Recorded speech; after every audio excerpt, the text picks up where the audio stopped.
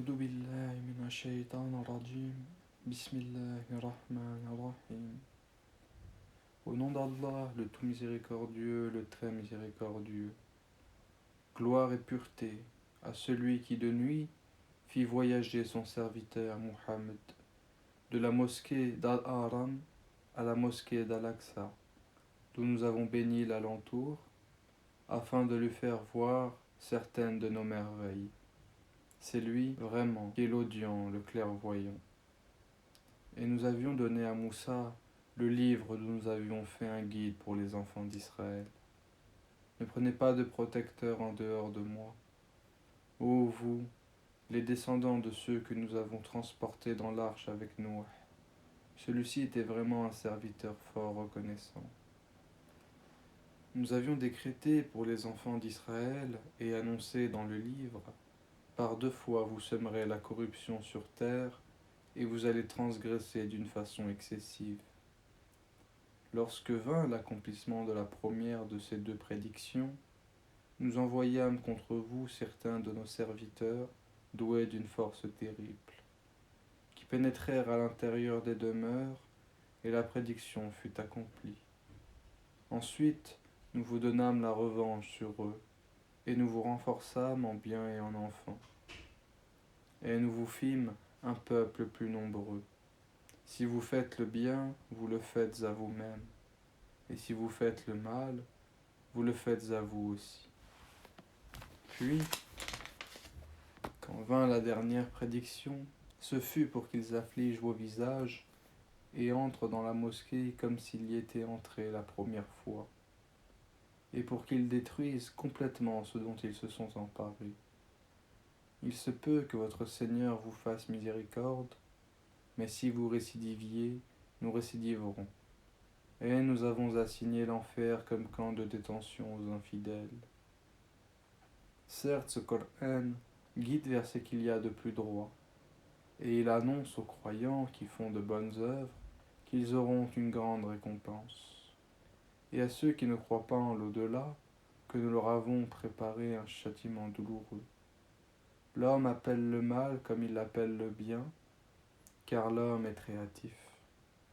Nous avons fait de la nuit et du jour 2 signes, et nous avons effacé le signe de la nuit, tandis que nous avons rendu visible le signe du jour, pour que vous recherchiez des grâces de votre Seigneur, et que vous sachiez le nombre des années et le calcul du temps. Et nous avons expliqué toutes choses d'une manière détaillée, et au cou de chaque homme, nous avons attaché son œuvre. Et au jour de la résurrection, nous lui sortirons un écrit qu'il trouvera déroulé. Lis ton écrit. Aujourd'hui, tu te suffis d'être ton propre comptable. Quiconque prend le droit chemin ne le prend que pour lui-même. Et quiconque s'égare, ne s'égare qu'à son propre détriment. Et nul ne portera le fardeau d'autrui. Et nous n'avons jamais puni un peuple avant de lui avoir envoyé un messager. Et quand nous voulons détruire une cité, nous ordonnons à ces gens opulents d'obéir à nos prescriptions. Mais au contraire, ils se livrent à la perversité. Alors la parole prononcée contre elle se réalise, et nous la détruisons entièrement. Que des générations avons-nous exterminées après Nouh?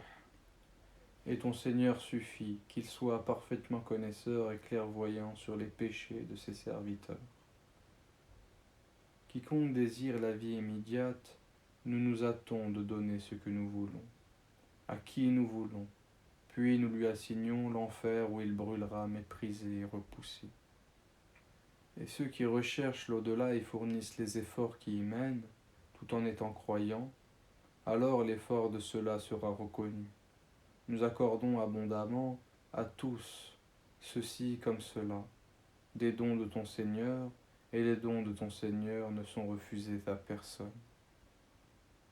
Regarde comment nous favorisons certains sur d'autres, et dans l'au-delà, il y a des rangs plus élevés et plus privilégiés. N'assigne point à Allah d'autres divinités, sinon tu te trouveras méprisé et abandonné. Et ton Seigneur a décrété n'adorer que lui, et marquer de la bonté envers les pères et mères, si l'un d'eux ou tous deux doivent atteindre la vieillesse auprès de toi, alors ne leur dis point fi, et ne les brusque pas, mais adresse-leur des paroles respectueuses. Et par miséricorde, abaisse pour eux l'aile de l'humilité et dis, ô mon Seigneur, fais-leur à tous deux miséricorde comme ils m'ont élevé tout petit. Votre Seigneur connaît mieux ce qu'il y a dans vos âmes. Si vous êtes bons, il est certes pardonneur pour ceux qui lui reviennent se repentant, et donne aux proches parents ce qui lui est dû, ainsi qu'aux pauvres et aux voyageurs en détresse. Et ne gaspille pas indûment, car les gaspilleurs sont les frères des diables, et le diable est très ingrat envers son Seigneur. Si tu t'écartes d'eux à la recherche d'une miséricorde de ton Seigneur, que tu espères, adresse-leur une parole bienveillante. Ne porte pas ta main enchaînée à ton cou par avarice, et ne l'étends pas non plus trop largement, sinon tu te trouveras blâmé et chagriné. En vérité, ton Seigneur étend ses dons largement à qui il veut, ou les accorde avec parcimonie. Il est, sur ses serviteurs, parfaitement connaisseur et clairvoyant. Et ne tuez pas à vos enfants par crainte de pauvreté. C'est nous qui attribuons leur subsistance, tout comme à vous. Les tuer, c'est vraiment un énorme péché. Et n'approchez point de la fornication. En vérité, c'est une turpitude, et quel mauvais chemin. Et sauf en droit, ne tuez point la vie qu'Allah a rendue sacrée. Quiconque est tué injustement, alors nous avons donné pouvoir à son proche parent. Que celui-ci ne commette pas d'excès dans le meurtre, car il est déjà assisté par la loi. Et n'approchez les biens de l'orphelin que de la façon la meilleure, jusqu'à ce qu'il atteigne sa majorité, et remplissez l'engagement, car on sera interrogé au sujet des engagements. Et donnez la pleine mesure quand vous mesurez, et pesez avec une balance exacte. C'est mieux pour vous, et le résultat en sera meilleur. Et ne poursuis pas ce dont tu n'as aucune connaissance. L'ouïe, la vue et le cœur, sur tout cela en vérité, on sera interrogé. Et ne foule pas la terre avec orgueil. Tu ne sauras jamais fendre la terre, et tu ne pourras jamais atteindre la hauteur des montagnes. Ce qui est mauvais en tout cela est détesté de ton Seigneur. Tout cela fait partie de ce que ton Seigneur t'a révélé de la sagesse. N'insigne donc pas à Allah d'autres divinités. Sinon tu seras jeté dans l'enfer, blâmé et repoussé. Votre Seigneur aurait-il réservé exclusivement pour vous des fils, et lui aurait-il pris pour lui des filles parmi les anges? Vous prononcez là une parole monstrueuse.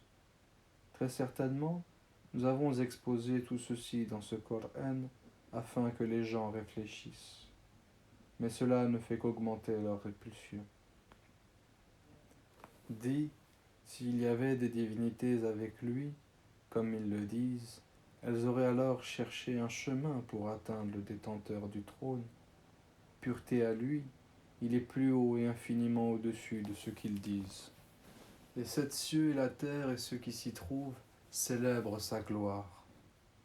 Et il n'existe rien qui ne célèbre sa gloire et ses louanges, mais vous ne comprenez pas leur façon de le glorifier. Certes, c'est lui qui est indulgent et pardonneur. Et quand tu lis le Coran, nous plaçons entre toi et ceux qui ne croient pas en l'au-delà un voile invisible. Nous avons mis des voiles sur leur cœur, de sorte qu'ils ne le comprennent pas, et dans leurs oreilles une lourdeur. Et quand dans le Coran tu évoques ton Seigneur l'unique, ils tournent le dos par répulsion. Nous savons très bien ce qu'ils écoutent. Quand ils t'écoutent et qu'ils chuchotent entre eux, les injustes disent « Vous ne suivez qu'un homme ensorcelé ». Vois ce à quoi ils te comparent. Ils s'égarent donc et sont incapables de trouver un chemin vers la vérité. Et ils disent « Quand nous serons ossements et poussière, serons-nous ressuscités en une nouvelle création? Dis, soyez pierre ou fer, ou toute autre créature que vous puissiez concevoir. Ils diront alors, qui donc nous fera revenir? Dis, celui qui vous a créé la première fois. Ils secourront vers toi leur tête et diront, quand cela? Dis, il se peut que ce soit proche. Le jour où il vous appellera vers lui, vous lui répondrez en le glorifiant. Vous penserez cependant que vous n'êtes resté sur terre que peu de temps, et dis à mes serviteurs d'exprimer les meilleures paroles, car le diable sème la discorde parmi eux. Le diable est certes pour l'homme un ennemi déclaré. Votre Seigneur vous connaît mieux. S'il veut, il vous fera miséricorde, et s'il veut, il vous châtiera. Et nous ne t'avons pas envoyé pour que tu sois leur protecteur. Et ton Seigneur est plus connaisseur de ceux qui sont dans les cieux et sur la terre, et parmi les prophètes, nous avons donné à certains plus de faveur qu'à d'autres, et à Daoud nous avons donné le Zabour. Dis, invoquez ce que vous prétendez être des divinités en dehors de lui. Ils ne possèdent ni le moyen de dissiper votre malheur, ni de le détourner. Ceux qu'ils invoquent cherchent eux-mêmes à qui mieux le moyen de se rapprocher le plus de leur Seigneur. Ils espèrent sa miséricorde et craignent son châtiment. Le châtiment de ton Seigneur est vraiment redouté. Il n'est point de cité injuste que nous ne fassions périr avant le jour de la résurrection, ou que nous ne punissions d'un dur châtiment. Cela est bien tracé dans le livre des décrets immuables. Rien ne nous empêche d'envoyer les miracles, si ce n'est que les anciens les avaient traités de mensonges. Nous avions apporté au Tamoud la chamelle qui était un miracle visible, mais ils lui firent du tort. En outre, nous n'envoyons de miracle qu'à titre de menace. Et lorsque nous te disons que ton Seigneur cerne tous les gens, par sa puissance et son savoir, quant à la vision que nous t'avons montrée, nous ne l'avons faite que pour éprouver les gens, tout comme l'arbre maudit mentionné dans le Coran. Nous les menaçons, mais cela ne fait qu'augmenter leur grande transgression. Et lorsque nous avons dit aux anges, prosternez-vous devant Adam, ils se prosternèrent, à l'exception d'Iblis, qui dit, me prosternerai-je devant quelqu'un que tu as créé d'argile? Il dit encore, vois-tu, celui que tu as honoré au-dessus de moi, si tu me donnais du répit jusqu'au jour de la résurrection, j'éprouverais certes sa descendance, excepté un petit nombre parmi eux. Et Allah dit, va-t'en. Quiconque d'entre eux te suivra, votre sanction sera l'enfer, une ample rétribution. Excite par ta voix ceux d'entre eux que tu pourras, rassemble contre eux ta cavalerie et ton infanterie, associe-toi à eux dans leurs biens et leurs enfants, et fais-leur des promesses. Or le diable ne leur fait des promesses qu'en tromperie. Quant à mes serviteurs, tu n'as aucun pouvoir sur eux, et ton Seigneur suffit pour les protéger. Votre Seigneur est celui qui fait voguer le vaisseau pour vous en mer, afin que vous alliez à la recherche de quelque grâce de sa part. Certes, il est miséricordieux envers vous. Et quand le mal vous touche en mer, ceux que vous invoquiez en dehors de lui se perdent. Puis quand il vous sauve et vous ramène à terre, vous vous détournez. L'homme reste très ingrat. Êtes-vous à l'abri de ce qu'il vous fasse engloutir par un pan de terre, ou qu'il envoie contre vous un ouragan avec pluie en pierre, et que vous ne trouverez alors aucun protecteur? Ou êtes-vous à l'abri de ce qu'il vous y ramène en mer une autre fois, qu'il déchaîne contre vous un de ces vents à tout casser, puis qu'il vous fasse noyer à cause de votre mécréance? Et alors, vous ne trouverez personne pour vous défendre contre nous. Certes, nous avons honoré le fils d'Adam, nous les avons transportés sur terre et sur mer, leur avons attribué de bonnes choses comme nourriture. et nous les avons nettement préférés à plusieurs de nos créatures. Le jour où nous appellerons chaque groupement d'hommes par leur chef, ceux à qui on remettra le livre dans la main droite liront leur livre avec plaisir et ne subiront pas la moindre injustice. Et quiconque aura été aveugle ici-bas, il sera aveugle dans l'au-delà, et sera plus égaré encore par rapport à la bonne voie. Ils ont failli te détourner de ce que nous t'avions révélé, dans l'espoir qu'à la place de ceci, tu inventes quelque chose d'autre, et l'imputes à nous. Et alors ils t'auraient pris pour ami intime. Et si nous t'avions pas raffermi, tu aurais bien failli t'incliner quelque peu vers eux. Alors nous t'aurions certes fait goûter le double supplice de la vie et le double supplice de la mort. Et ensuite, tu n'aurais pas trouvé de secoureur contre nous. En vérité, ils ont failli t'inciter à fuir du pays pour t'en bannir. Mais dans ce cas, ils n'y seraient pas restés longtemps après toi. Telle fut la règle appliquée par nous et à nos messagers que nous avons envoyés avant toi. Et tu ne trouveras pas de changement en notre règle. Accomplis la salate au déclin du soleil jusqu'à l'obscurité de la nuit. Et fais aussi la lecture à l'aube, car la lecture à l'aube a des témoins. Et de la nuit consacre une partie avant l'aube pour des salades surérogatoires, afin que ton Seigneur te ressuscite en une position de gloire. Et dis, ô mon Seigneur, fais que j'entre par une entrée de vérité et que je sorte par une sortie de vérité. Et accorde-moi de ta part un pouvoir bénéficiant de ton secours.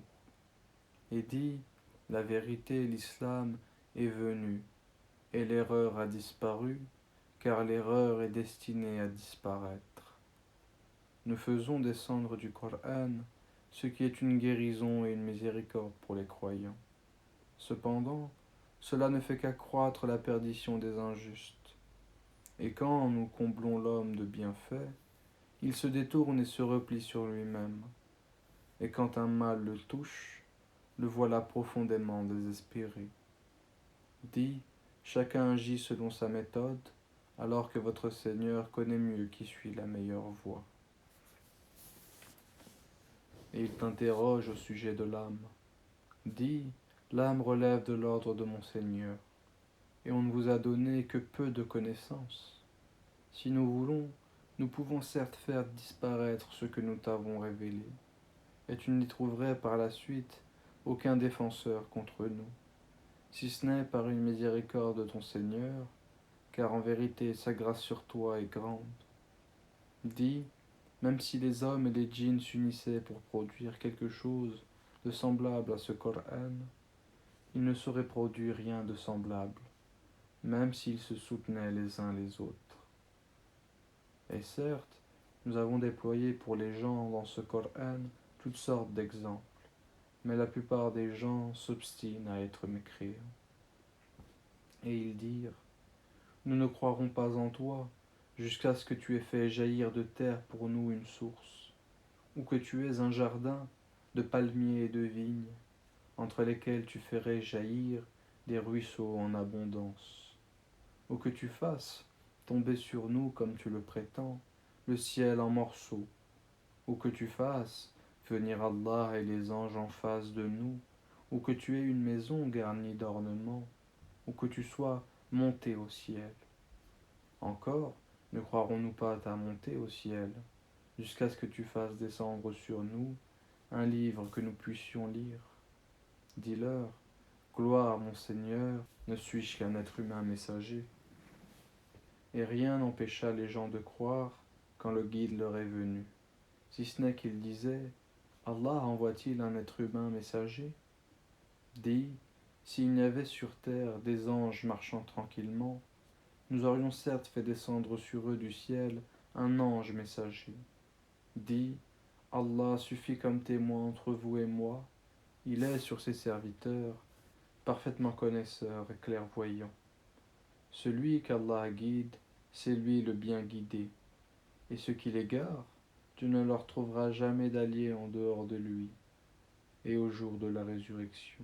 Nous les rassemblerons, traînés sur leurs visages, aveugles, muets et sourds. L'enfer sera leur demeure, chaque fois que son feu s'affaiblit, nous leur accroîtrons la flamme ardente.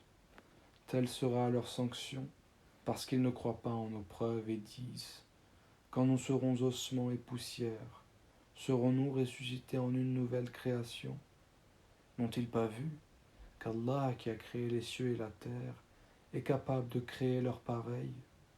Il leur a fixé un terme, sur lequel il n'y a aucun doute, mais les injustes s'obstinent dans leur mécréance. Dis, si c'était vous qui possédiez les trésors de la miséricorde de mon Seigneur, vous les ignoreriez certes, de peur de les dépenser. Et l'homme est très avare. Et certes, nous donnâmes à Moussa 9 miracles évidents. Demande donc aux enfants d'Israël, lorsqu'il leur vint, et que Pharaon lui dit :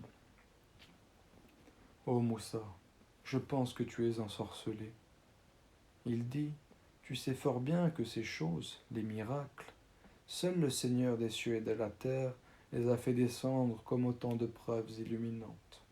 Et certes, ô Pharaon, je te crois perdu.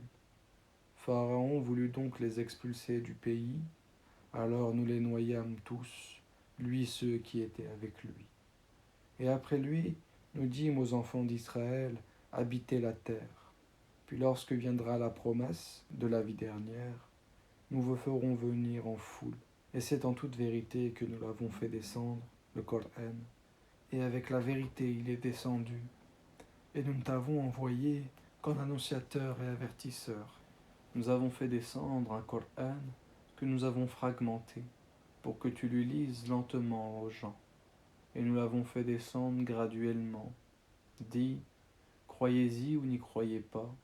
Ceux à qui la connaissance a été donnée avant cela, lorsqu'on leur récite, tombent prosternés le menton contre terre et disent : gloire à notre Seigneur. La promesse de notre Seigneur est assurément accomplie, et ils tombent sur leur menton pleurant, et cela augmente leur humilité. Dis, invoquez Allah ou invoquez le tout miséricordieux, quel que soit le nom par lequel vous l'appelez, il a les plus beaux noms. Et dans ta salate, ne récite pas à voix haute et ne l'y abaisse pas trop, mais cherche le juste milieu entre les deux. Et dis, louange à Allah qui ne s'est jamais attribué d'enfant, qui n'a point d'associé en la royauté, et qui n'a jamais eu de protecteur de l'humiliation. Et proclame hautement sa grandeur.